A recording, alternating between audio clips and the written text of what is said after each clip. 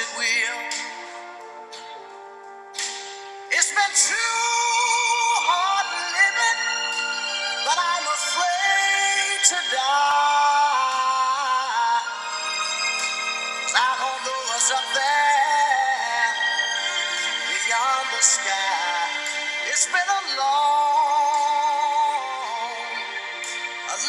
time coming, but I know a change gonna come. Oh, yes it will. I go to the movie and I go downtown. Somebody keep telling me don't hang around. It's been a long time. That song was by Sam Cooke, a revered soul singer from the 1960s. The song is A Change Is Gonna Come from 1963. And in many ways it sums up what the decade, and in particular the civil rights movement and associated movements, were all about creating change. Change from a system that activists believed was unjust and unequal. And I use the word revolution, and I don't use it lightly. Particularly in the realm of civil rights, the message of the civil rights movement and some of its achievements, though maybe in hindsight incomplete, were the completion, or at least a big step, in a long struggle for civil rights. But the push change did not end with the civil rights movement and efforts to improve the economic and political situation for African Americans. As we'll see, this rights revolution was part of a larger push for change during the 50s, 60s, and 1970s among a variety of groups.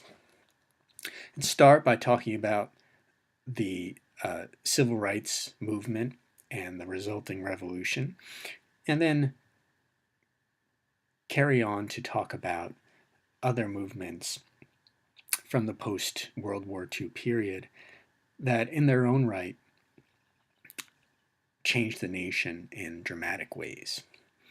So starting with civil rights, remember, as we talked about earlier lecture, during World War II, African Americans were hoping for what they called a double victory in their Double V campaign. And that called for a victory for democracy abroad in the fight against fascism in Europe and against Imperial Japan. They were also calling for a victory for democracy at home, a victory against racism and tyranny abroad, and a victory against racism and tyranny at home. Indeed, many African American men and some women enjoyed new opportunities during the war, fighting abroad and working on the home front. You may remember I mentioned a woman by the name of Sybil Lewis in week 1, who went from being a domestic servant making $3.50 a week to becoming a welder, earning $25 a week. Now, she was an exception, and many pointed out the hypocrisy in the United States of calling for justice and equality and fighting against racism in other countries, but tolerating it in the United States. And Black Americans were not the only ones who were aghast at the racist rhetoric coming out of Nazi Germany and Imperial Japan. The contradiction of a country that touts itself as a shining beacon of freedom and democracy in the world, while fighting an intense war in defense of those ideals, while at the same time subjugating millions of its own citizens based on skin color, was not lost on Americans. So this wasn't just us pointing out a contradiction in hindsight. Many, black and white, in the United States noted this at the time. But of course, as we have seen, change was slow and not automatic, and it had to be pushed, it had to be forced. Rarely do policies and institutions change without a concerted mass movement, without large groups of people forcing the issue, forcing the change that Sam Cooke was calling for in that song we just heard. Some important steps towards spreading civil rights had been taken during the 1930s and during World War II. Remember the Fair Employment Practices Committee, for instance, which came about thanks in part to the activism of A. Philip Randolph. During the war, as we've noted, we see that more seeds of the civil rights movement planted. Membership in the NAACP, that civil rights group that dated back to 1909, grew from 50,000 members to nearly 500,000. And during the war in 1942, a new group called the Congress of Racial Equality, or CORE, was founded by a group of interracial pacifists. Both these groups would play critical roles in the post-war years when the civil rights movement picked up even more steam. Though we see the movement's strategy beginning to take shape in the 1940s, CORE, for its part, held sit-in northern cities to integrate restaurants and theaters, a tactic that, as we'll see, would be used during the civil rights movement as well. But still, there was a long way to go.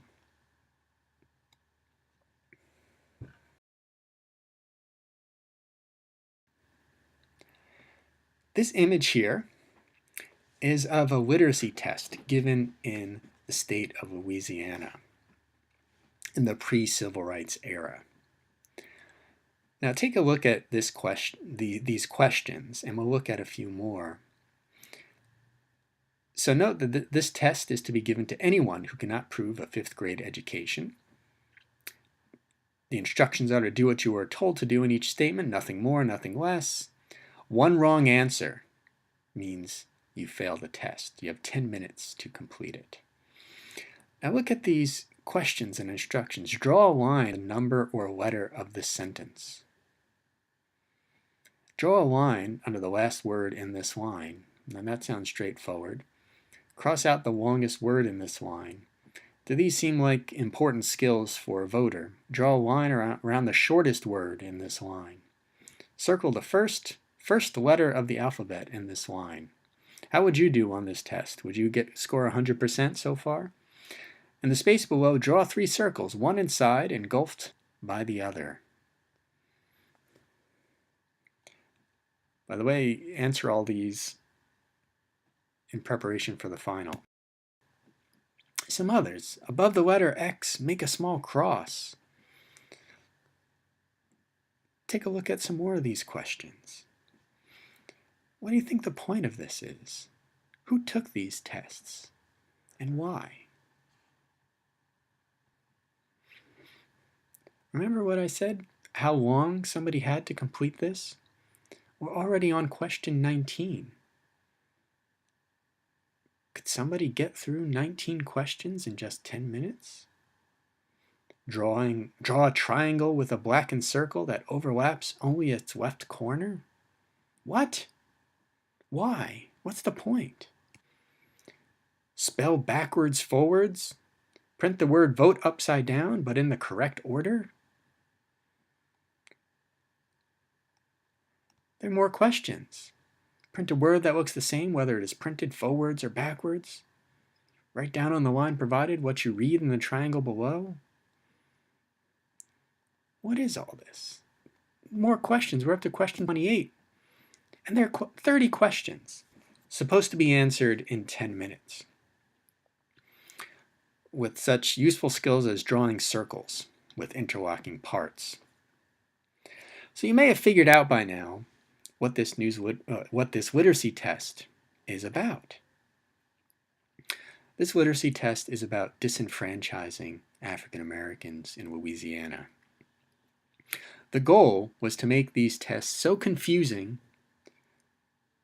so difficult to complete, that it would prevent African Americans from voting. This was a requirement to vote in Louisiana. And these kinds of tests were only given to African Americans who were attempting to register to vote. And it said earlier that it's only for people who cannot prove a 5th grade education. That wasn't so. This was given to anyone that the registrar wanted to prevent from being able to vote. This was about voter suppression. And so what this illustrates is the rank inequality, the overt disenfranchisement of African Americans in the South, in places like Louisiana, where this literacy test was given. Deprive Black people in the South of political power through tests like this, prevent them from voting, deprive them of economic power, and maintain a system of deep segregation through intimidation and violence. This was the so-called Jim Crow South, a South of white supremacy. This was what the civil rights movement was up against. In part, there were other challenges as well. And so, as I mentioned earlier, the fight to begin to erode the hold of Jim Crow was an old one, but only would it take on revolutionary potential during the civil rights movement. I mentioned the Double V campaign during World War II, which saw the creation of the group CORE and the expansion of the NAACP, two very important civil rights groups. I mentioned the significance of A. Philip Randolph, who had already been a civil rights leader and union leader for decades prior to World War II, and here he pushed for equal hiring, or at least just hiring in defense industries of African Americans. And he helped push Roosevelt toward establishing the Fair Employment Practices Committee. As noted, the NAACP grew in number dramatically, and during the war, the group CORE was established.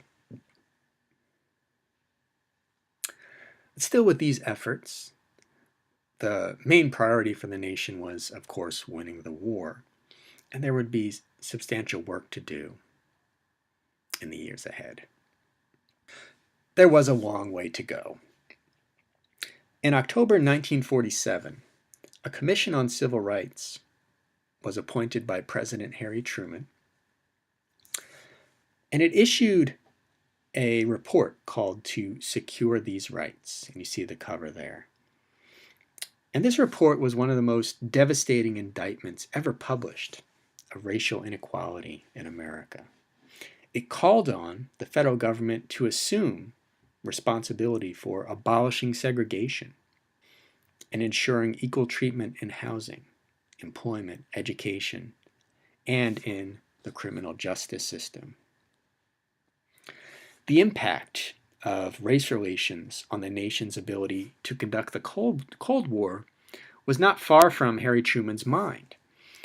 Remember, the Cold War was an ideological conflict, and if the U.S. is trying to prove that it has a superior system, then the racial inequality in the nation could be used in propaganda against the United States.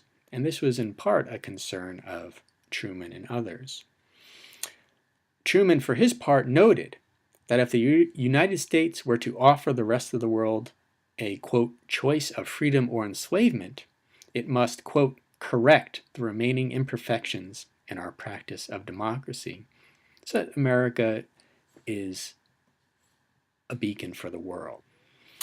In February 1948, the following year, President Truman presented an ambitious civil rights program to Congress, calling for a permanent federal civil rights commission. This Committee on Civil Rights was temporary. He called for a permanent one. He called for national laws against lynching. This was the extra-legal mob murder of African Americans. He called for laws against the poll tax and actions to ensure equal access to jobs and education for African Americans. Congress, as Truman expected, did not approve a single one of his administration's proposals. But in July 1948, just as Truman's re-election campaign was getting underway, the president issued an executive order desegregated the armed forces. That's something he could do as commander-in-chief by executive order. These other measures that he was calling for would require congressional approval, which he did not receive. So we see that even with a president like Harry Truman, who favored advances in civil rights, change was exceedingly slow. He could get legislation through a divided Congress. He was a Democrat, but even Southern Democrats, part of his own party, was mobilized against such civil rights legislation, as were many in the opposing party, in the Republican Party. Republican majority in Congress, joined by Southern Democrats, stonewalled any significant attempts to alter the legal status of African Americans. All of this while half of black families continued to live in poverty.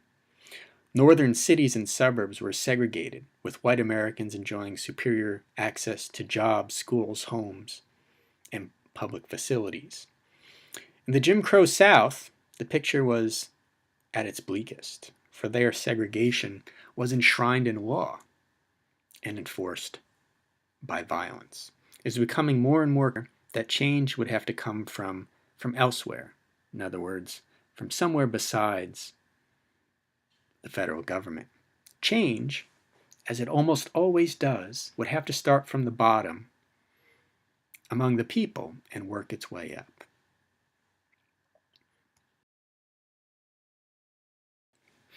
And that's from where change would come. For years, the NAACP, that civil rights group I mentioned earlier, under the leadership of the man pictured here, Thurgood Marshall, had challenged the doctrine of separate but equal. This idea of separate but equal had been established as a legal precedent back in 1896 in a Supreme Court case called Plessy versus Ferguson. That particular case, Plessy v. Ferguson, involved a state law in Louisiana that mandated that trains in the state had to be segregated. Cars for African Americans, cars for whites. It was challenged, that law was challenged, but the Supreme Court in Plessy versus Ferguson upheld that Louisiana law, saying that separation of the races is allowed legally as long as their facilities were equal. And so that affirmed this move in the South to keep the races separate. And of course, the reality was that facilities were far from equal. Black public schools had outdated textbooks. Their train cars were not as well attended to. They were kept out of the best neighborhoods intentionally. So even though this notion of separate but equal, which maybe in theory might work, even though it was established by law, it was regularly violated because facilities for whites were invariably superior to those for African Americans. But Thurgood Marshall would be part of a legal team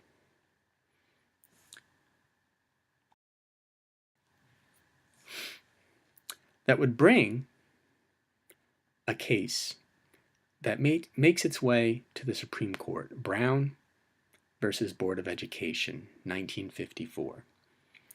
The Brown case would, after a long struggle, finally reverse the doctrine of separate but equal, rendering it legally null and void. This case, Brown versus Board of Education, was actually several cases that were combined, all of which involved specifically school segregation. The name Brown comes from a man by the name of Oliver Brown, who went to court because his daughter, a third grader in Kansas, was forced to walk across dangerous railroad tracks each morning to get to school, even though there was a nearby school near her home. But the school closest to her home was restricted to whites only. Thurgood Marshall and the NAACP had decided it was time to attack the doctrine of separate but equal head-on, especially as it related to public education. Now, the approach of Marshall and NAACP may be surprising to us. They did not make the argument that facilities were unequal. One could easily make that case and say, well, look at a train car for whites, a train car for blacks. Clearly one is better than the other. Look at black schools, look at white schools, look at black movie theaters, white movie theaters, etc. Clearly, there was no equality in this separation, but that was not their approach.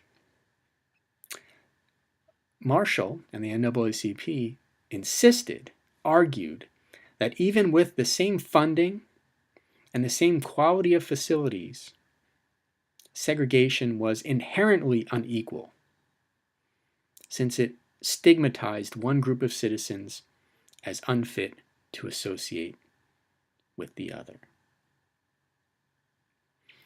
They drew, in making this argument, they drew on studies by psychologists and argued that segregation did lifelong damage to black children, undermining their self-esteem and stigmatizing them. One of those studies that they refer to is one conducted by social scientists, which they discovered that young African American girls preferred white Barbies over black Barbies. And this seemingly indicated that a stigmatized group can internalize that stigma and prefer the group in power, the preferred group in that society. A new Chief Justice, Earl Warren, pictured there, presided over this case, and he managed to create unanimity on this contentious issue. Brown versus Board of Education was a unanimous decision by the Supreme Court. On May 17, 1954, Warren himself read aloud the decision. Segregation in public education, he concluded, violated the equal protection of the laws. This language is specifically in the 14th Amendment to the U.S. Constitution, the Reconstruction Amendments added to the Constitution after the Civil War. So, separate but equal, this notion, Warren argues, violates the principle of equal protection under the law. And there's a key quote from that decision on the screen. In the field of education, the doctrine of separate but equal has no place. Separate educational facilities are inherently unequal. So school segregation was struck down. But achieving actual change in that regard would take some time, as we'll see. And civil rights activists did not just set their sights on schools. They would set their sights on public transportation as well. among other institutions and facilities and services, as we'll see. I'm sure you all know about the person who refused to give up her seat on a bus. Of course, I'm talking about, well, not Rosa Parks, actually, though we will talk about her in a moment, but rather Claudette Colvin. She actually was Rosa Parks before Rosa Parks. As you could tell by this picture of her, Claudette Colvin was very young. She was just a teenager when, in Alabama, months before Rosa Parks refused to give up her seat on the bus, Claudette Colvin refused to, and she was arrested. Now, civil rights activists, groups like the NAACP, were well aware of Claudette Colvin's actions. But it was decided by civil rights leadership that Colvin should not be a symbol for this movement. She was young. Claudette Colvin herself believed that they considered her to be too radical. And that later on she would become pregnant as a teenager, and so there was concern about the image of the movement. But none of that was on Colvin's mind when she, looking back, said, "I just couldn't move. History had me glued to the seat." Now, Colvin's action here would not lead to a wider protest as Rosa Parks' action would. So there's Miss Parks. On December 1st, 1955, Rosa Parks, who was a tailor's assistant and had just completed a day's work in Montgomery, Alabama, in a department store there, she refused to surrender her seat on a city bus to a white rider. That was required by law. By not doing that, she was breaking a segregation law, a Jim Crow law. Parks' arrest sparked a year-long bus boycott in the city of Montgomery. And this was the beginning of the mass phase of the civil rights movement in the South. Now, there has been a kind of myth around Rosa Parks that she was just too tired to give up her seat, and she inadvertently sparked a movement. But no, she was a veteran of politics. And she was a member of the NAACP, an activist. During the 30s, she served as secretary to the local leader of the NAACP. Back in 1943, she tried to register to vote in Alabama, her home state, only to be turned away because she supposedly failed a literacy test, kind of like the ones we saw earlier. After 2 more attempts to register to vote, Parks finally succeeded in becoming one of the few African Americans in Montgomery to be able to cast a ballot. The voter suppression measures were working all too well. In 1954, she attended a training session for political activists. And so she was well trained in activism and protest. This was not an accident on her part. And her action in December 1955, news spread, and hundreds of African Americans in Montgomery gathered in a local church and vowed to refuse to ride buses until they were given equal treatment. This launched the Montgomery bus boycott of 1955 to 56. For 381 days, a little more than a year, despite legal harassment and occasional violence, black maids, janitors, teachers, students, and others walked to their workplaces and other destinations or rode an informal network of carpooling. Finally, the bus boycott would come to an end in November 1956. And that was when the Supreme Court issued another decision in this case, Browder versus Gale. The Supreme Court here ruled that segregation in public transportation was unconstitutional, just as it had 2 years earlier ruled that segregation in schools was unconstitutional. And who was one of the people involved in this Browder case? You see her, the young Claudette Colvin.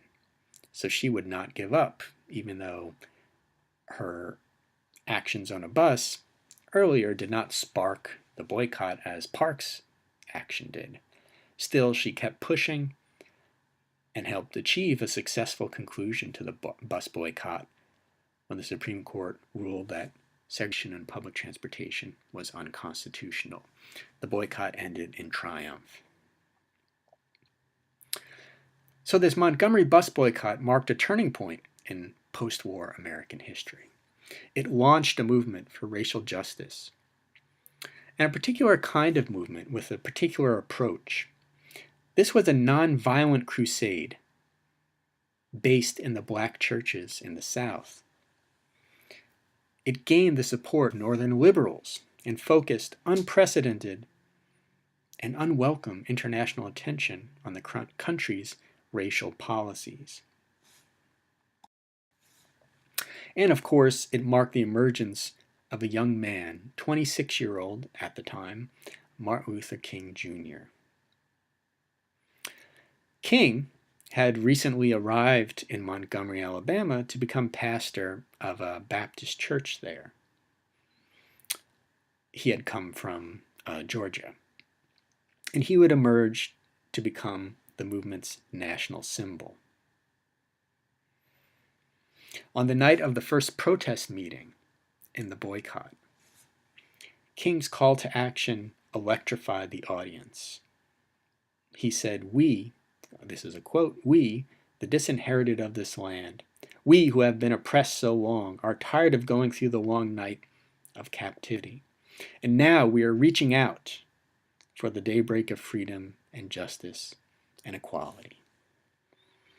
King was a master at appealing to the deep sense of injustice among African Americans and to the conscience of white America.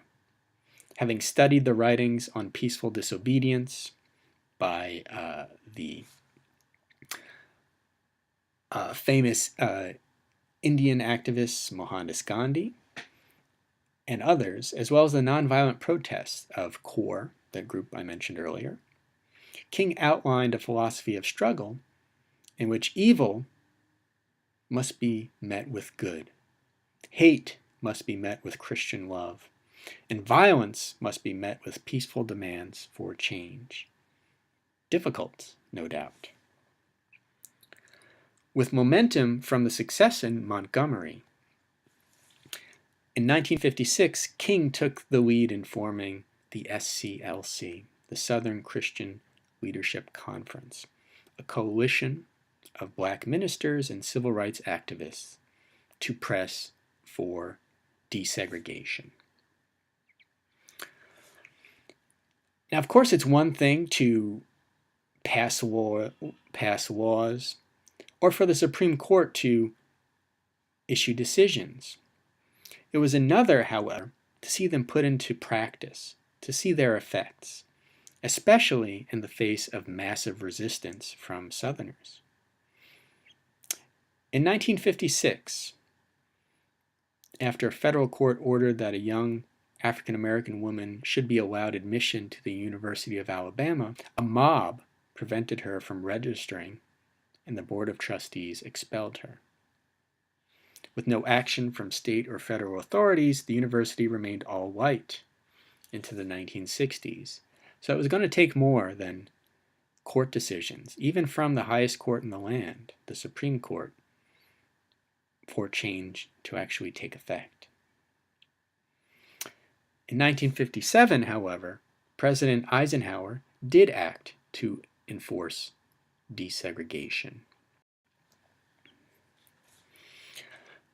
Republican Eisenhower had won the presidency in the 1952 election and took office in 1953.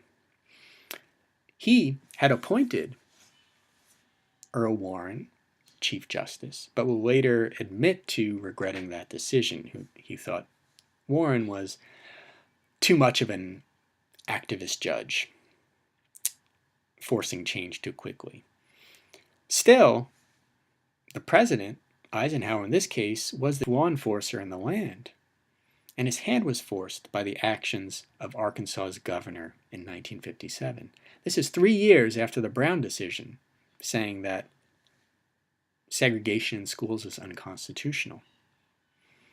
That year, in 1957, Arkansas Governor Orville Faubus used the National Guard to prevent the court-ordered integration of Little Rock's Central High School. In other words, he was calling in troops to prevent desegregation, which was the law of the land, ordered by the Supreme Court. So Eisenhower reluctantly dispatched federal troops to Little Rock to ensure that integration took place. In the face of a howling mob, soldiers of the 101st Airborne Division escorted 9 African American children into the school.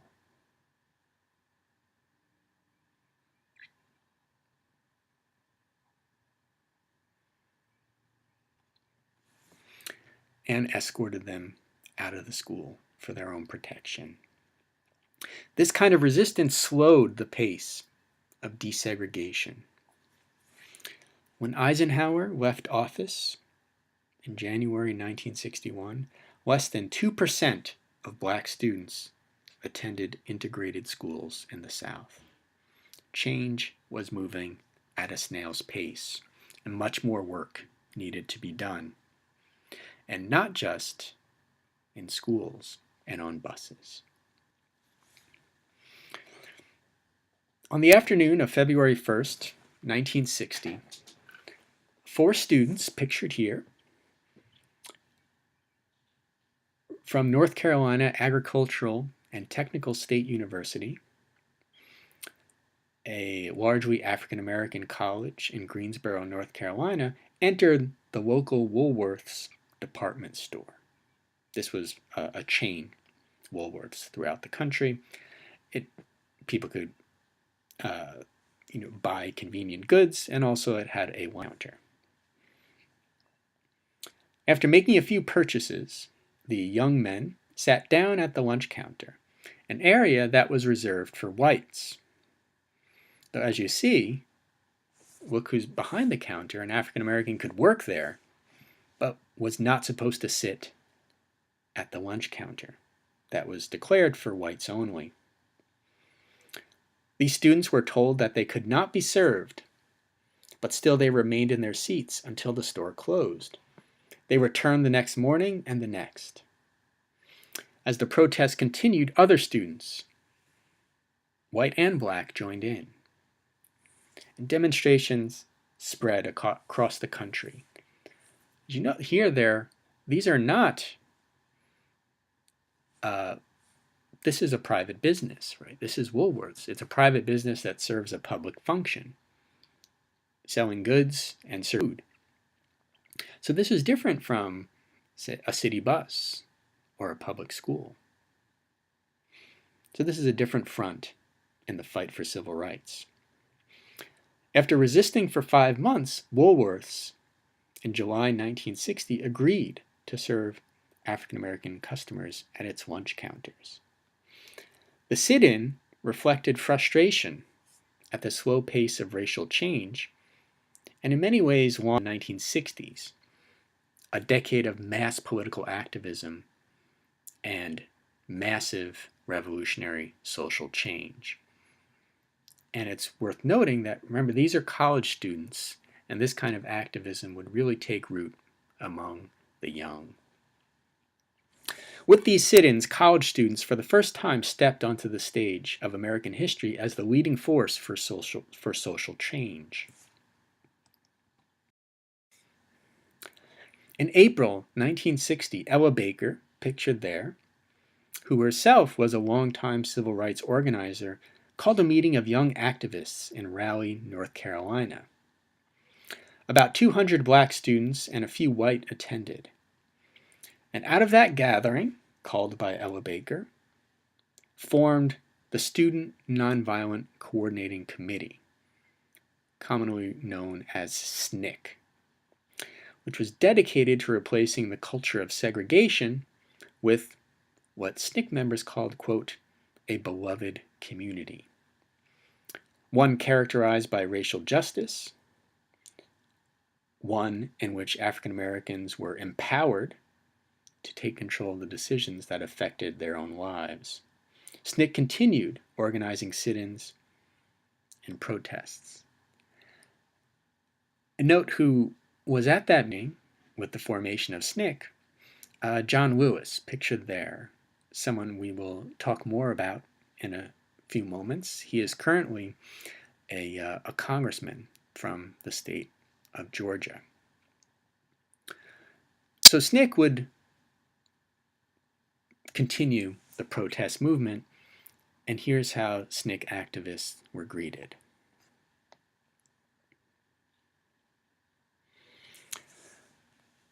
Their frustration with the pace of change, with the reaction to their work, would only grow,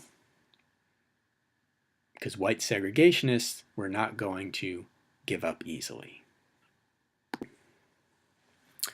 Other forms of direct action followed the sit-ins. In 1961, CORE, the Congress of Racial Equality that we mentioned earlier, and SNCC launched the Freedom Rides. These involved integrated groups who traveled by bus into the Deep South to test whether these bus companies were complying with court orders that banned segregation on interstate buses and trains, and also in the terminals. These Freedom Riders were met with violent mobs assaulted them. Near a town called Anniston, Alabama, a firebomb was thrown into the vehicle and the passengers were beaten as they escaped. And you see that in the picture there. In Birmingham, Alabama, members of the Ku Klux Klan attacked riders with bats and chains while police refused to intervene. Many of the Freedom Riders were arrested, even though they were the victims of aggressive violence. But their actions did have an effect. It forced the federal commission in charge of regulating interstate travel to order buses and terminals to be desegregated. So there are two takeaways here. One is that these protests, this activism was working, but it was also being met with escalating resistance and violence. The high point of this protest and the violent reaction to it came in Birmingham, Alabama in 1963. When demonstrations took place, well, at this time it wasn't just isolated to Alabama. There were demonstrations across the country in different towns and cities throughout the South, all meant to dramatize African Americans' discontent with their inequality, with segregation that marked the Jim Crow South. In 1 week in June, nationwide, there were over 15,000 arrests in 186 different cities. The dramatic culmination for this wide-scale protest came in Birmingham, Alabama. While some were perceiving the civil rights to be losing steam in the face of this violent resistance, Birmingham's civil rights leaders invited Martin Luther King to come to the city to try to galvanize the movement.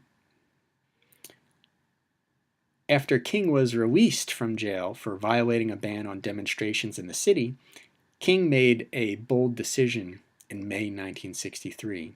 He sent, as part of this protest, African American schoolchildren into the streets of Birmingham. That's why this protest is sometimes referred to as the Children's March. The police chief of Birmingham, a man by the name of Eugene Bull Connor, Bull was his nickname, unleashed his forces against the thousands of young marchers. The images, which were captured by newspaper photographers but also on television, children being assaulted with nightsticks, attack dogs, as you see in this picture here, and also with high-pressure hoses. These images produced a wave of revulsion throughout the world and throughout the United States, and turned the Birmingham campaign into a triumph for the civil rights movement. Now, a painful triumph, to be sure. It became more difficult for white Americans to sit on the sidelines without addressing in some way the brutality that people were seeing with their own eyes, especially people in power. At this point, the U.S. president is John F. Kennedy, and he was a Democrat, the head of a divided party, because states like Alabama, Mississippi, Louisiana, they were in the hands of Dixiecrats, Southern Democrats who favored segregation. And so any Democrat, even a Northern one like Kennedy, feared that their actions on civil rights could alienate a substantial portion of their party. But images like this were hard to ignore. And it would be hard to ignore the images that came from Washington, D.C. toward the end of August 1963, when the March on Washington took place. This was August 28, 1963, when an estimated 250,000 people converged on the nation's capital for the March on Washington. This march was characterized by the organizers as a march for jobs and freedom. It was organized by a coalition of civil rights, labor, and church organizations, led by none other than A. Philip Randolph, the man who almost organized a similar march back in the 1940s. And it was here, at this march, that Martin Luther King gave his seminal "I Have a Dream" speech.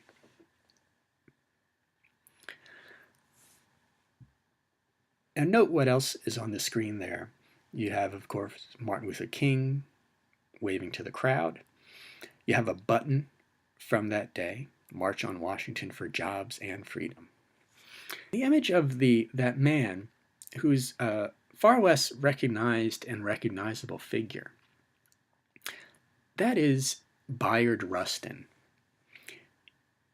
one of the chief architects of the nonviolent civil rights strategy, an organizer of this march, an organizer of a variety of protests. And probably one of the reasons why he has not received a great deal of attention, even though he was central to the movement, is because he was a gay man. And there were even some within the civil rights movement who were uncomfortable with that. He had been arrested for lewd behavior, but that just meant he was arrested for being a gay man. So this further shows the stigma, not just of African Americans, but also from gay men and lesbians as well. So this seems like another high point, this March on Washington. But unfortunately, this major development in the movement could not be celebrated for long. Tragedy, the following month, would intervene and show the extent to which resistors in the South would fight integration and resist the push for civil rights. On September 15, 1963, a bomb exploded at the 16th Street Baptist Church in Birmingham, Alabama. Yes, Birmingham, Alabama, where the Children's March took place, as we just saw. The explosion killed 4 young girls, the ones pictured there. There's Addie Mae Collins, age 14, Denise McNair, age 11, Carol Robertson, age 14, and Cynthia Wesley, age 14. They were killed in the blast, and 22 others were injured. The bomb at the church had been planted by 4 members of the Ku Klux Klan. One of those men, a man named Robert Chambliss, was caught. What was his punishment for bombing a church, killing 4 girls, and injuring 22 people? A $100 fine and a 6-month jail sentence. No wonder frustration was setting in among civil rights activists and African Americans at large. No wonder Martin Luther King said that justice deferred is justice denied. It seems as if whites could commit violent acts against African Americans with impunity, without fear of punishment. If Robert Chambliss is an example of how the so-called justice system worked. Now, Chambliss would be retried on federal charges in 1977. He was convicted that year and sentenced to life in prison. Now, remember, a moment ago I said that there were 4 people involved in this bombing. Not until the year 2000, would the other 3 perpetrators be identified. By then, one of the men had already died, and the other 2 were, of course, quite elderly. But they would finally be sentenced, convicted and sentenced, after decades after this unspeakable tragedy. In the face of the rising tide of protest and the backlash, President Kennedy began making overtures toward a civil rights agenda. In 1961 and 62, Kennedy was sympathetic to civil rights but reluctant to carry that mantle at the risk of alienating Southern Democrats, alienating his own party. In summer 1963, he began changing his tune. This is particularly after the March on Birmingham. But of course, before he could act in an effective way, in November 1963, he was assassinated. Kennedy was, and would not live to see important civil rights legislation passed. That would be left to Kennedy's successor, Lyndon Johnson. Johnson, who was Kennedy's vice president and took the presidency upon Kennedy's assassination, Johnson was a former senator from Texas. And just 5 days after Kennedy's assassination, Johnson called on Congress to enact Kennedy's Civil Rights Bill. And in 1964, the Civil Rights Act was passed, and there Johnson at the desk, getting ready to sign it. And who's looking over his shoulder? None other than Martin Luther King. This Civil Rights Act of 1964 prohibited racial discrimination in employment and hiring, prohibited racial discrimination in public institutions like hospitals and schools, and also prohibited privately owned public accommodations such as restaurants, hotels, and theaters. It banned discrimination in even privately owned institutions that serve a public function. It also banned discrimination on the grounds of gender, not just race. This law, however, did not address a major concern of the civil rights movement, that was voting rights. Before we talk in more detail about the push for voting rights, the Civil Rights Act was a major achievement in the fight against segregation, the separation of races. But what about political power? This would be the next step in the civil rights movement. And there would be a major legislative achievement, as we'll see in a few moments. But before we talk about the push for voting rights, I want to contextualize the Civil Rights Act in the context of Lyndon Johnson's larger agenda.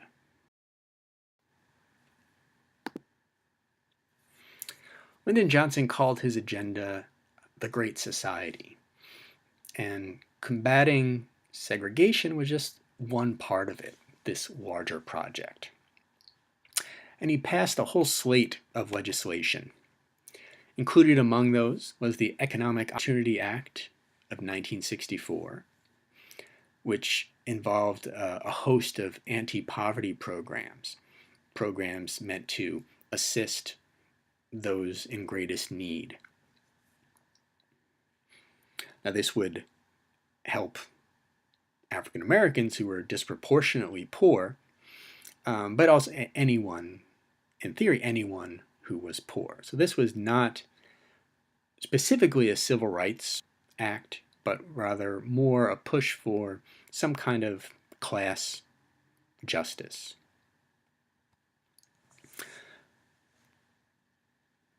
Along these same lines, in 1965, Johnson signed another Great Society initiative, the Elementary and Secondary Education Act of 1965, which provided federal funds to schools and also established a Head Start program that would help students who were most in need.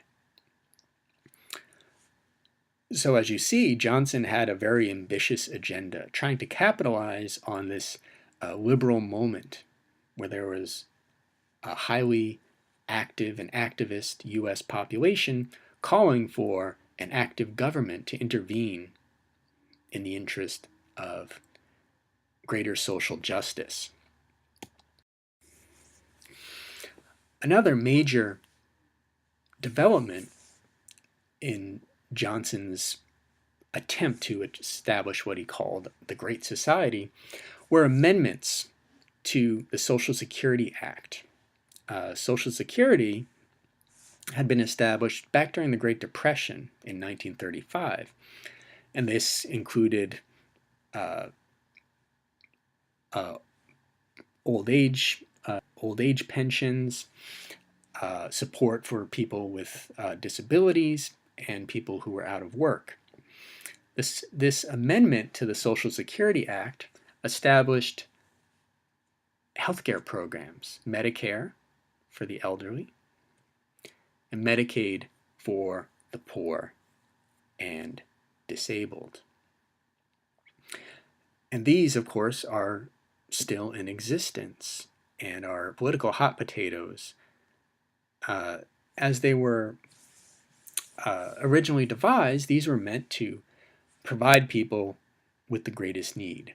Elderly who tended to be disproportionately poor, the elderly, who needed access to health care the most, and also Medicaid health insurance for the poor. Further signifying ambition of this Great Society project.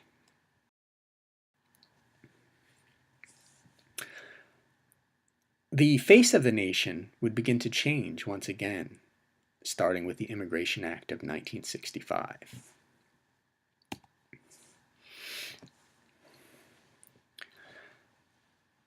Since 1924, there had been in place nationwide a quota system that restricted immigration from particular parts of the world, Africa, Asia, and Eastern and Southern Europe. And it favored immigration specifically from Northern and Western Europe. So this was a system of quotas based on national origin, and it was inherently racist, intentionally so. It was founded on discredited, outdated racial theories. Finally, that quota system was done away with the Immigration Act of 1965. And it equalized the number of immigrants welcome from each country. Each country gets 20,000 slots. And eligibility, rather than being based on country of origin, is based on skills, education, family ties to U.S. citizens. One of the goals was to reach families instead of race or national origin. Now,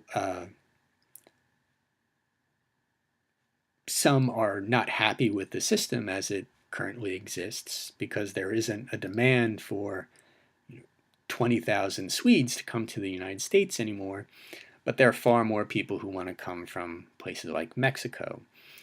So that's why there are currently so many calls for immigration reform, but political deadlock prevents it every time. What is the impact of the Immigration Act of 1965? Well, take a look at this chart.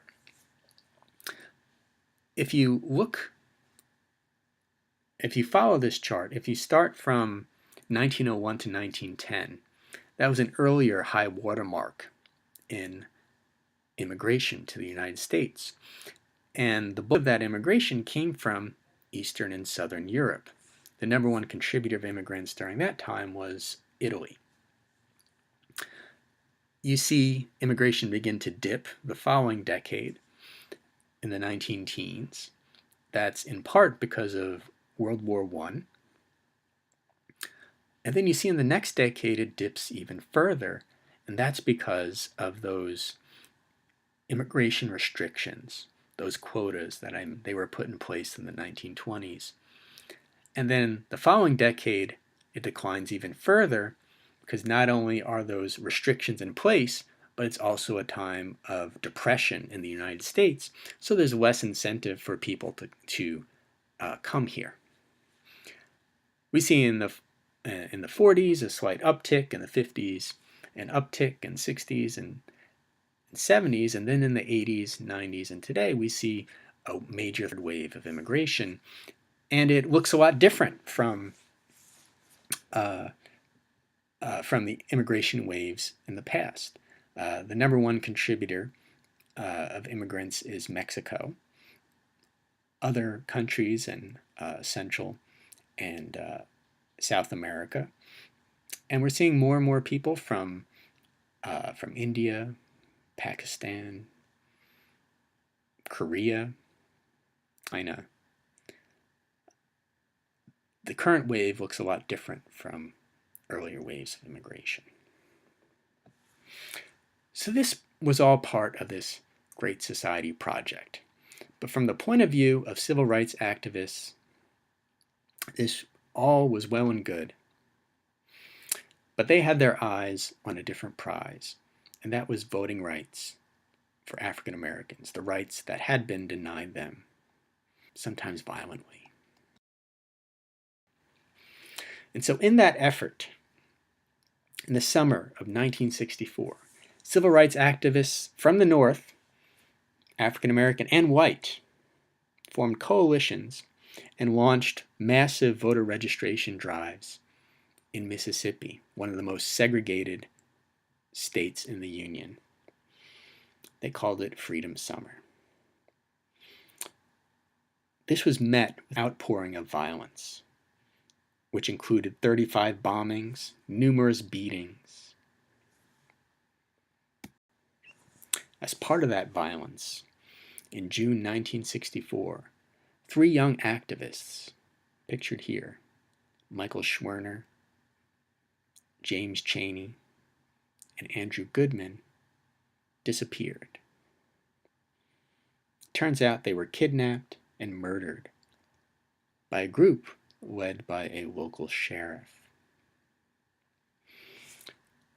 So this is what civil rights activists were up against when they made their way down to places like Alabama and Mississippi. Despite the violence, Freedom Summer led directly to one of the most dramatic confrontations of the civil rights era. And that involved the campaign by the MFDP, the Mississippi Freedom Democratic Party. The goal of the MFDP was to take the seats at Mississippi's all-white official party at the Democratic National Convention in 1964. So every 4 years, when it's presidential election year, parties have national conventions, and each state sends a contingent of its party representatives. Mississippi's Democrats were all white. African Americans were excluded from the Mississippi Democratic Party. So the MFDP was set up as an alternative, as a more representative alternative to the all-white, racist Mississippi Democratic Party. With African Americans unable to participate in the activities of the Democratic Party, or in most cases unable to register to vote, the civil rights movement created this group, the MFDP, which is open to all residents of the state. And so they made their way to Atlantic City, New Jersey, which is where the Democratic Convention was being held in 1964. And they held televised hearings where the MFDP tried to get a seat at the table. They said, "We are the legitimate representatives of Mississippi's Democratic Party. We were open to all people, all Democrats in Mississippi, as opposed to the official delegation, which was segregated." And at those hearings, which were televised, one member of the MFDP, Fannie Lou Hamer, pictured here, made emotional testimony. She asked, poignantly, quote, "Is this America, the land of the free and the home of the brave, where we are threatened daily because we want to live as human beings? They're just asking for basic human rights, rights they had been denied." Hamer was the perfect messenger for this. She grew up in poverty in Mississippi, and she herself had suffered from savage beatings from the police as an activist. So the hope from the MFDP is that they would replace the racist official Mississippi Democratic Party. Here's what the party's power players offered the MFDP. They offered them a compromise. They could have 2 non-voting delegates seated at the convention. The MFDP saw this as a slap in the face, and they rejected the offer. This was a bitter pill for activists to swallow. The party that seemed most sympathetic to their plight, to their cause, rejected this MFDP at its own convention. Frustration was mounting. But still, there were more achievements, accomplishments in the offing, a triumph, you might call it.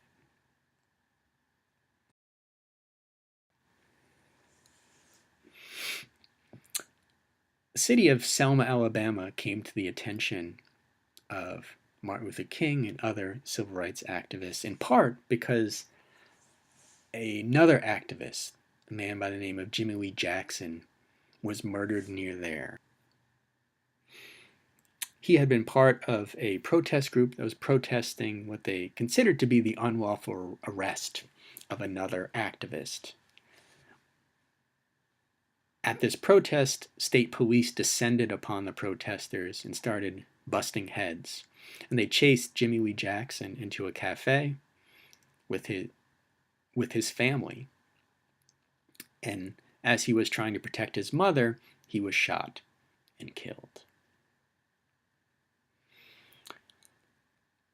Now, Selma made a good target for civil rights activism, not just because of the murder of Jimmy Lee Jackson, but this was a city where there were 15,000 black residents, and of them, only 355 had registered to vote because of literacy tests, grandfather clauses, because of poll taxes, intimidation, and the successful effort to deprive them of the right to vote. In March, King and his contingent of protesters defied a ban on public protests in the state. They attempted to lead a march from Selma to the state capital of Montgomery.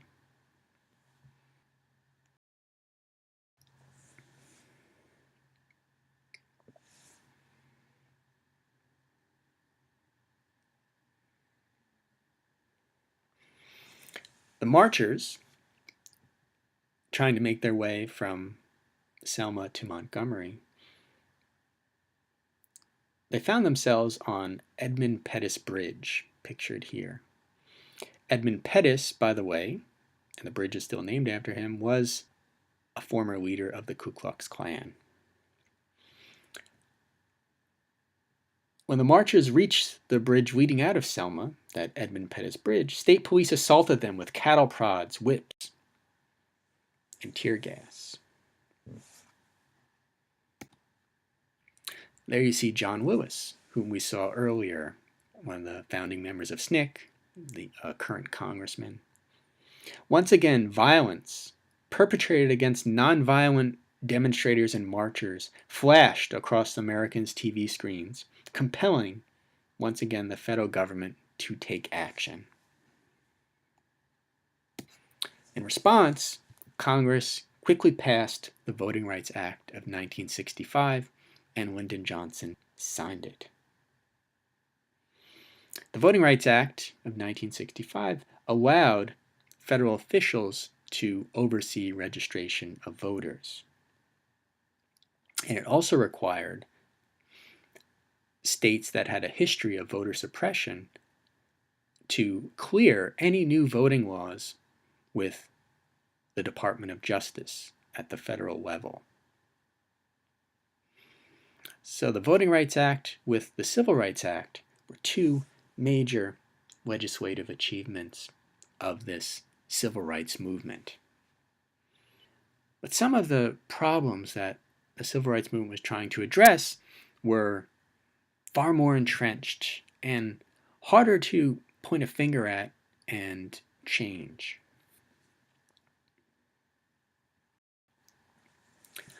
Beginning in the mid-1960s, economic issues rose to the forefront of the civil rights agenda. In 1964 and 65, a series of race riots in cities throughout the country highlighted the fact that racial tensions were not confined just to the Jim Crow South. Rochester, New York was the site of violence, Harlem and New York City, Philadelphia, Cleveland, Omaha, Nebraska, Los Angeles, California, Newark, New Jersey, Minneapolis, Minnesota. These were all rocked by violence. In many cases, the riots began in response to alleged police brutality. The protests and riots showed that segregation, poverty, and police brutality were persistent problems that required more than just federal legislation, and that these were not problems specific to the American South. In order to tackle poverty in the northern United States, In early 1966, Martin Luther King launched the Chicago Freedom Movement. The first thing that King and his wife, Coretta Scott King, did in Chicago was move into a decrepit apartment in Chicago's largely African American Lawndale neighborhood. But when the landlord of this apartment complex learned that he was about to have prominent new tenants, he promptly had the building all fixed up so that his place did not look shoddy on TV. King held marches and rallies, like the one pictured on your screen, took place at Soldier Field. That's where the Chicago Bears football team plays. Well, that's the old Soldier Field. There's been a new one built since then. And he met with local leaders. Members of the group organized an initiative called Operation Breadbasket. This involved a series of boycotts meant to pressure businesses, push them to hire more African Americans. King and his followers demanded a raise in the minimum wage and called on even residents of this northern city, where slavery never existed, called on them to adhere to the Civil Rights Act banning segregation. However, it turned out that tactics that had worked in the South made little headway against the kind of racism and discrimination found in the North, because there it was carried out more by custom and habitual practice rather than by law. In light of these frustrations and the resistance that civil rights activists met day to day, calls for black separatism and black power began to carry even more weight. Malcolm X was one of the most eloquent speakers in the call for black power. Malcolm X insisted that African Americans must control their own political and economic resources, take charge of their own communities, and rely on their own efforts rather than integrating and working with whites. In 1964, after Malcolm X took a trip to Mecca, he began speaking more of the possibilities of cooperation between the races, but he was assassinated in February 1965. Still, his influence outlasted his life cut short.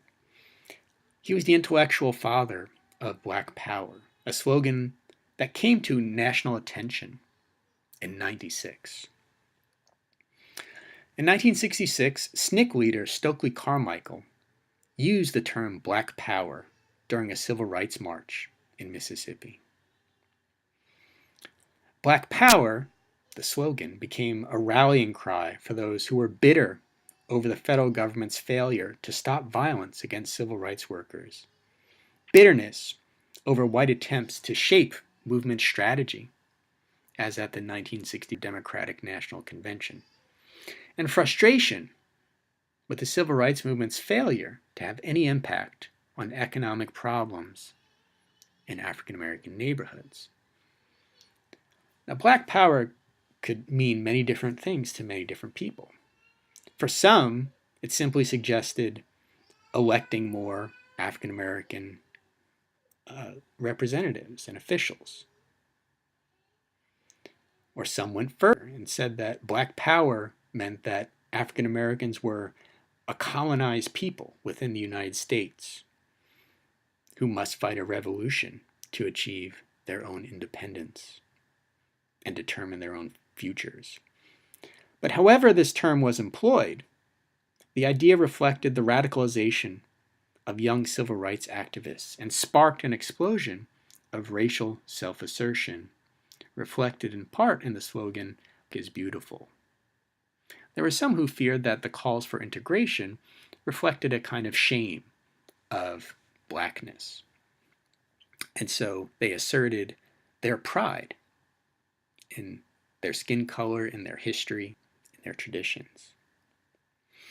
Inspired by the idea of black self-determination, SNCC and CORE repudiated their previous interracialism, and new, more militant groups sprang into existence. SNCC, for example, actually voted to exclude its white members. The most prominent among the new groups that formed was the Black Panther Party. One of the reasons for its prominence was its members' appearance and their carrying of firearms. The Black Panther Party was founded in Oakland, California in 1966. This is California, not Mississippi, not Alabama. Founded in Oakland. And it became noteworthy for its message of armed self-defense in response to police brutality. They said that that's why we carry firearms, because we're at risk of being victims of police brutality. The Black Panthers demanded the release of African American prisoners because they deemed the criminal justice system inherently racist. They saw African Americans as a colonized people within the United States. Now, although their weapons and military-style garb gained them the most attention, the Black Panthers also worked in communities, ran health clinics, schools, and children's breakfast programs. And they would continue their work into the next decade.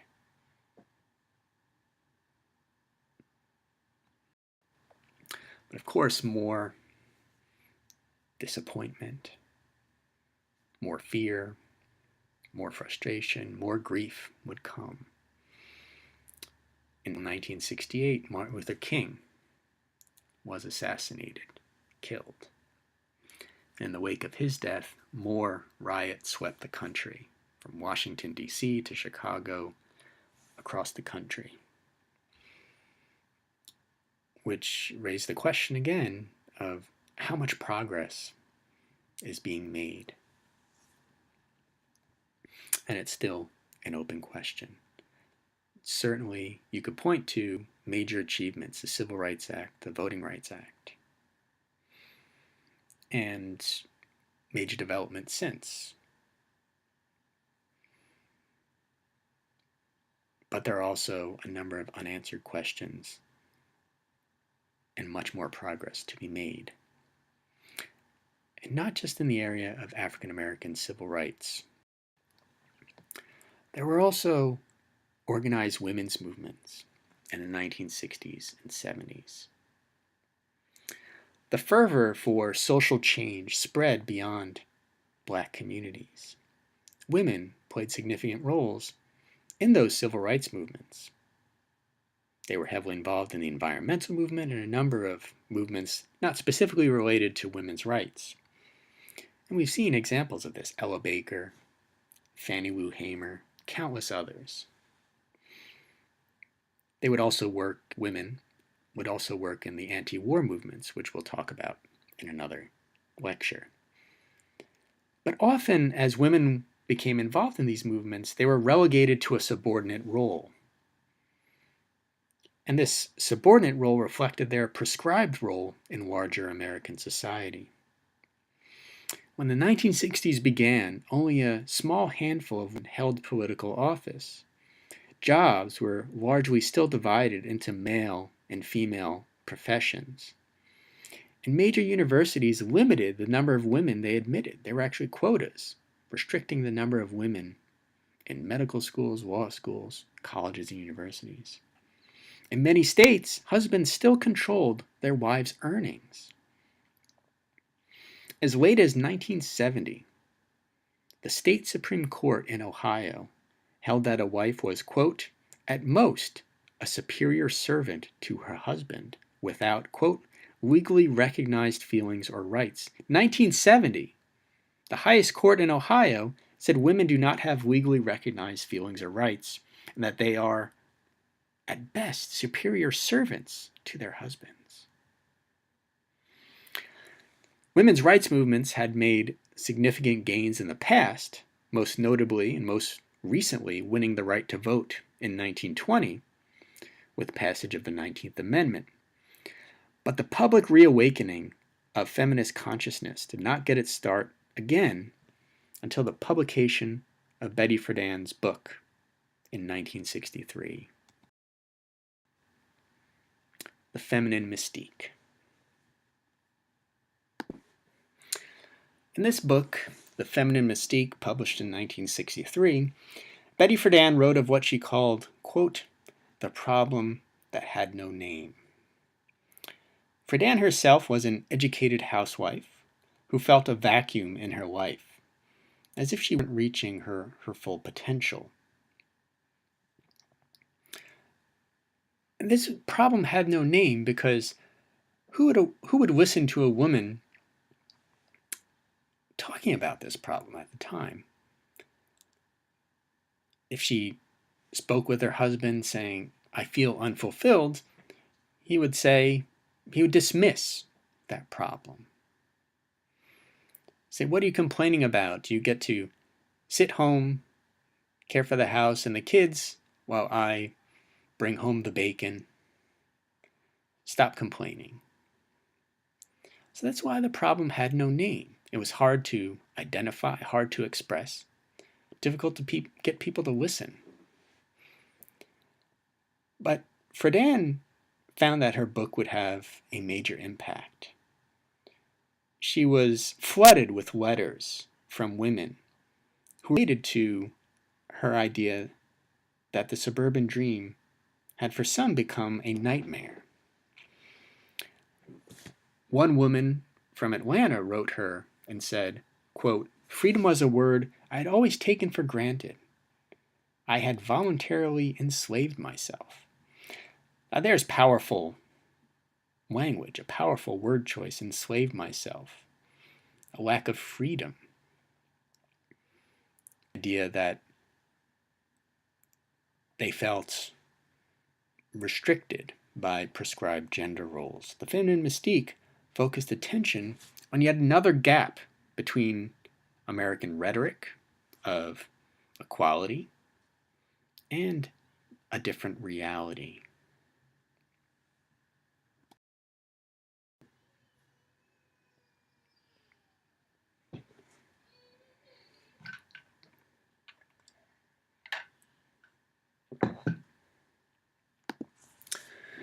The law slowly began to address feminist concerns. In 1963, Congress passed and JFK signed the Equal Pay Act, which barred sex discrimination among holders of the same job. And as I noted earlier, the Civil Rights Act of 1964 did not just bar discrimination based on race, but also on gender. It prohibited discrimination in employment, in public facilities, and so on, based on a person's sex. And the Act specifically created the Equal Employment Opportunity Commission, or EEOC, which was tasked with investigating charges of discrimination in the workplace and elsewhere based on race and gender.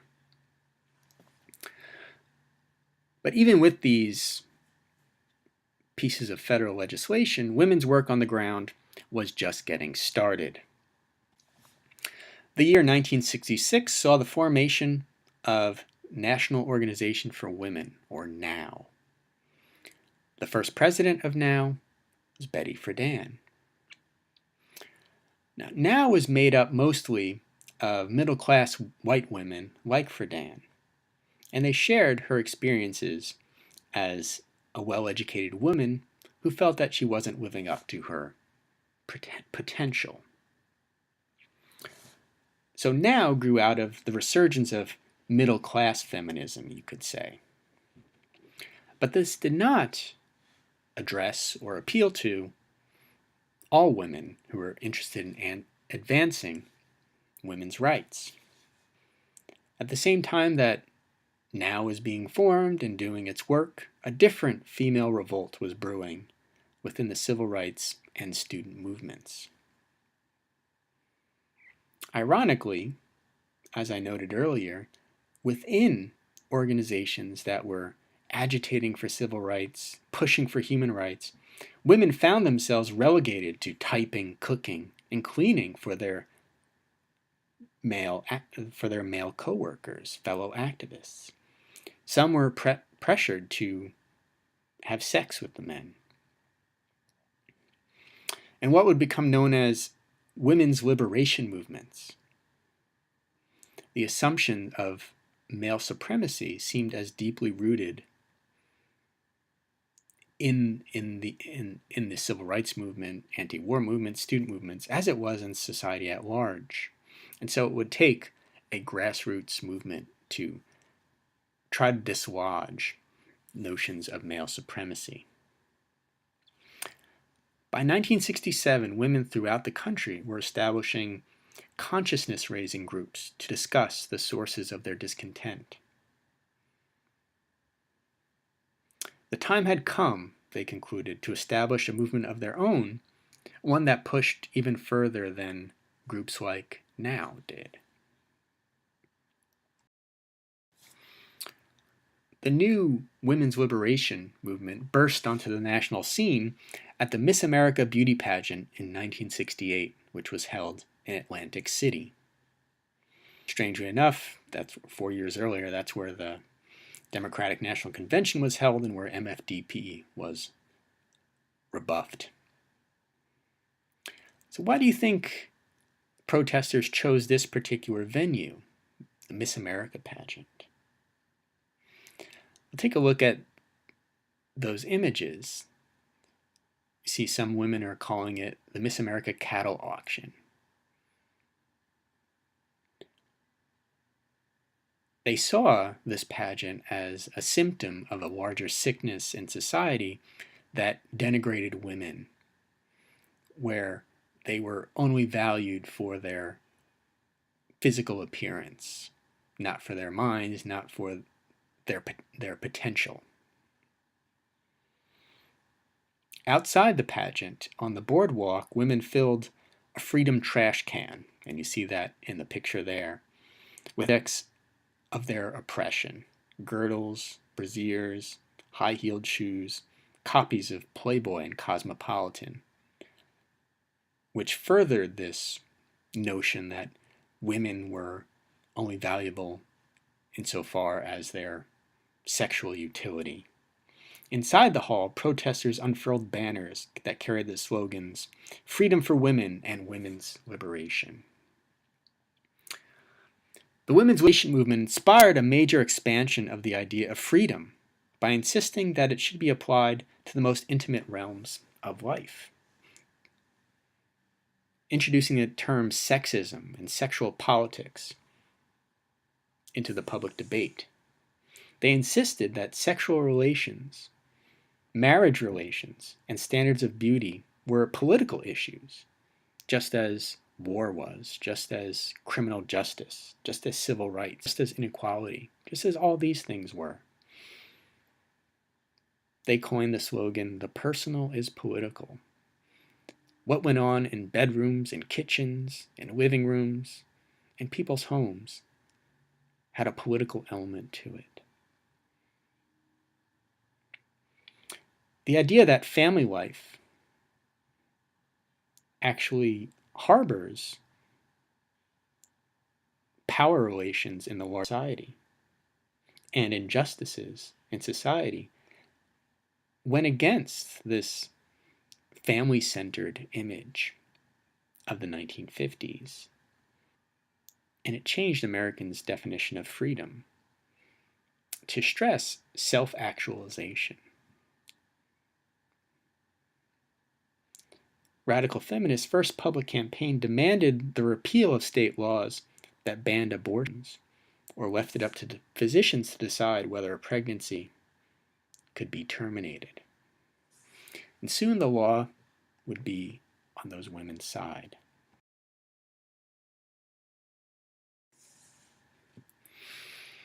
In the 1965 case Griswold versus Connecticut, the Supreme Court made a dramatic assertion for a constitutional right to privacy. at least within the confines of marriage.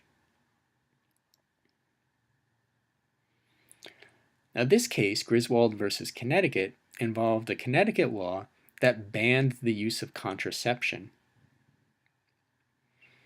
It was intended to, as an old law, intended to encourage fertility and reproduction among married couples. And a married couple challenged this law banning the use of contraception.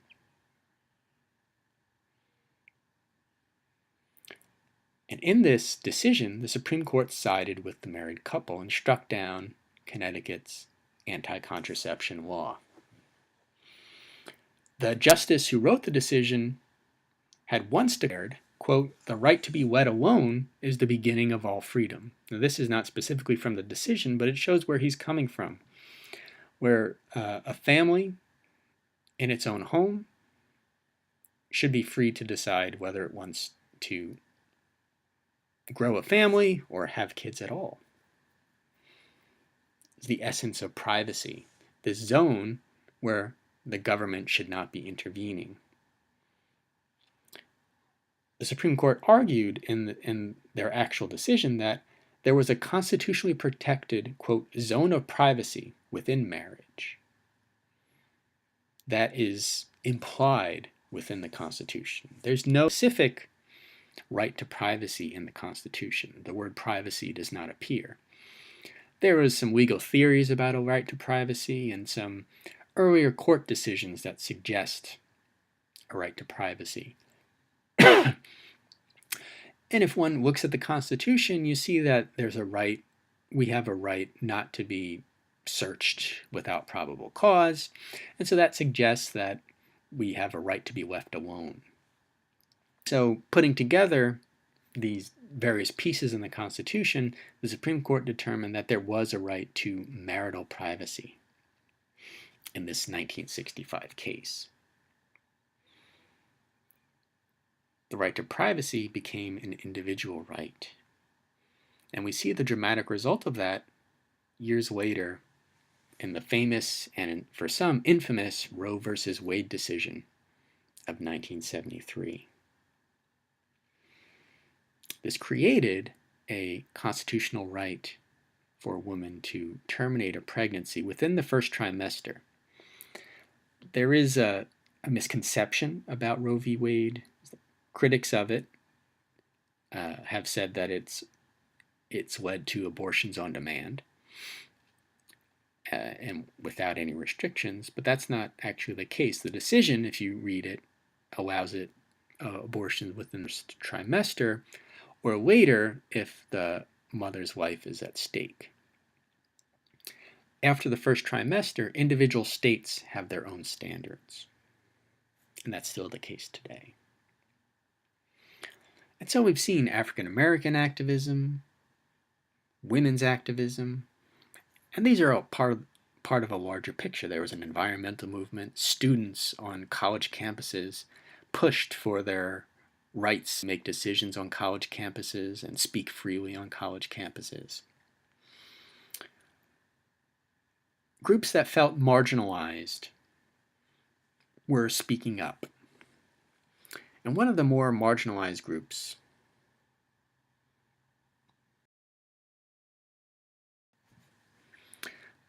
were LGBT Americans, who themselves would begin a fight for liberation and some semblance of equality.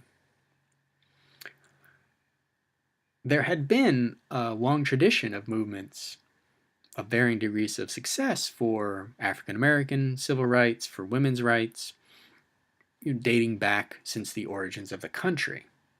But there had been no such visible tradition among gays and lesbians, because the stigma against them had been so strong.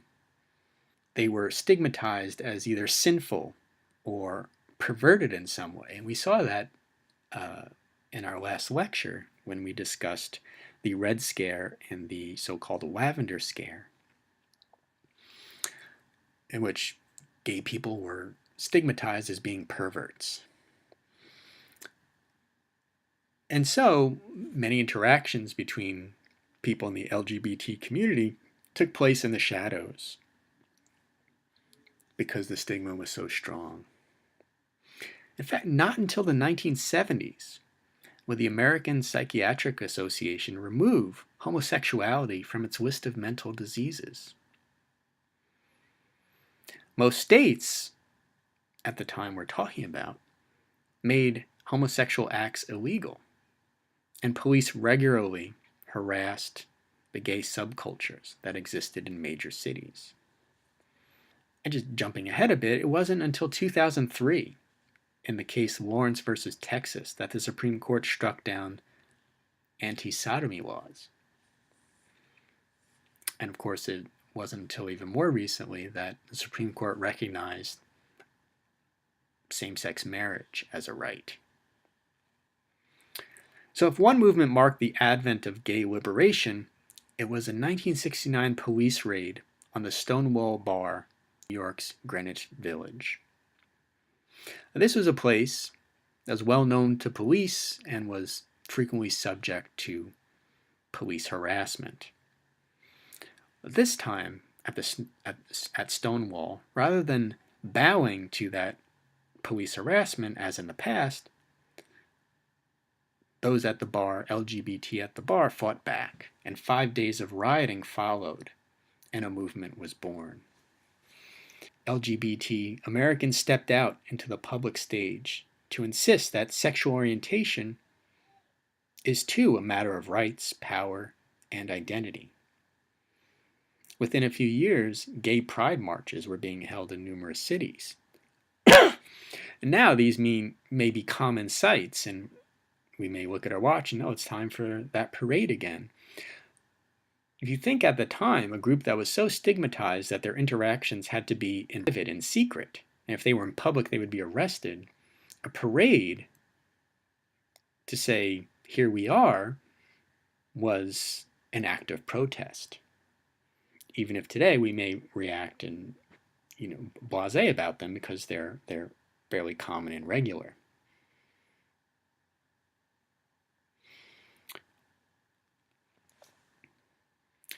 So during the 1970s, as a result of these movements, the sexual revolution passed from the counterculture into the social mainstream. Premarital sex was not only the norm, but also widely accepted. The number of divorces soared, doubling from 500,000 in 1965 to 1 million by 1975. So the family dynamic was changing, sexual relations were changing.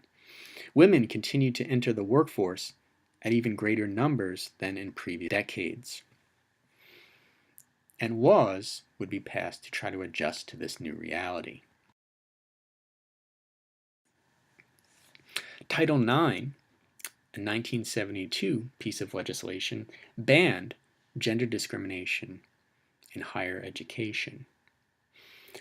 Often we see Title IX referred to when it comes to college sports, where funding and facilities for women's athletics should be equal to men's athletics. But this also applies in the classroom and throughout university and college life. Title IX does. That same year, 1972, the federal government passes the Equal Credit Opportunity Act, which says that married women must have access to credit in their own name. 1972. 1972. My mother was 25 years old when the Equal Credit Opportunity Act was passed. As a result of women's changing aspirations and the availability of birth control and legal abortions, the American birth rate declined dramatically. The baby boom was long over. By 1976, the average woman was bearing 1.7 during her lifetime, less than half the figure of 1957 at the height of the baby boom. So those 1950 images of the nuclear family, that family dynamic, was coming to an end. So these movements we've talked about were sometimes overlapping and sometimes parallel, sometimes at odds with one another, as when women found discrimination, even among civil rights groups and student protest groups. But together, they all moved the country toward greater inclusiveness and greater freedom. Now, some would argue that those greater freedoms were a negative step, and we'll talk about the backlash against these movements in a future class. But it's safe to say that these movements move the nation toward greater freedom. Whether that's good or not, that's for others to decide.